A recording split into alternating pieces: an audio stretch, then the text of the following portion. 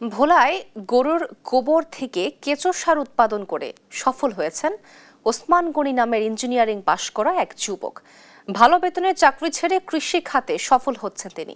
কেঁচো সার বা vermi compost উৎপাদন করে বদলে ফেলেছেন নিজের ভাগ্য। তার খামারে কর্মসংস্থান হয়েছে আরও কয়েকজনের। সহকর্মী ছোটন সাহা রিপোর্ট। ভোলা সদরের ধনিয়া ইউনিয়নের ছোট আলগি গ্রামের বিএসসি পাশ করা ইঞ্জিনিয়ার ওসমান গনি 4 বছর আগে ঢাকায় একটি বেসরকারি প্রতিষ্ঠানে ভালো বেতনে চাকরি করতেন তিনি। কিন্তু সেখানে মন বসেনি তার। শেকড়ের টানে চলে আসেন গ্রামে। তারপর 2টি গরু নিয়ে খামার শুরু করেন। সফলতা পেয়ে আরও 10টি গরু যোগ করেন খামারে। দুধ, মাংস ও ঘি তৈরি করে বাজারজাতকরণের পাশাপাশি খামারে গোবর থেকে কেঁচো সার উৎপাদন শুরু করেন। এখন তার খামারে মাসে উৎপাদন হয় 10 থেকে 12 টন ভার্মি কম্পোস্ট।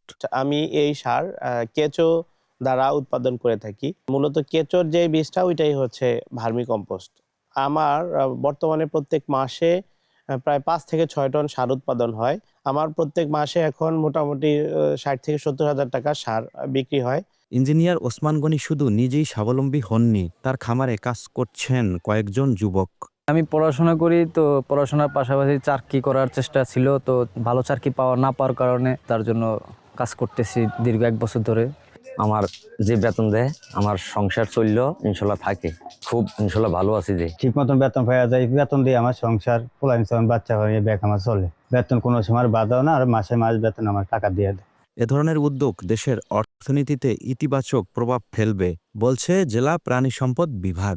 এই কেঁচো সার তৈরি করার ক্ষেত্রে প্রাণী সম্পদ অধিদপ্তর, কৃষি সম্প্রসারণ অধিদপ্তর এবং অন্যান্য এনজিও প্রতিষ্ঠান সার্বিক সহযোগিতা করেছে। এই সহযোগিতার প্রেক্ষিতে যে কেঁচো সার উৎপাদন হচ্ছে, তাতে খামারিগণ লাভবান হচ্ছেন, মাটি উর্বর হচ্ছে এবং মাটিতে অধিক ফসল ফলানো সম্ভব হচ্ছে। ওসমান গনির এমন কৃষিকেন্দ্রিক উদ্যোগ নতুন পথ দেখাচ্ছেন বেকার তরুণদের। ছোটন সাহা, দেশ টিভি, ভোলা।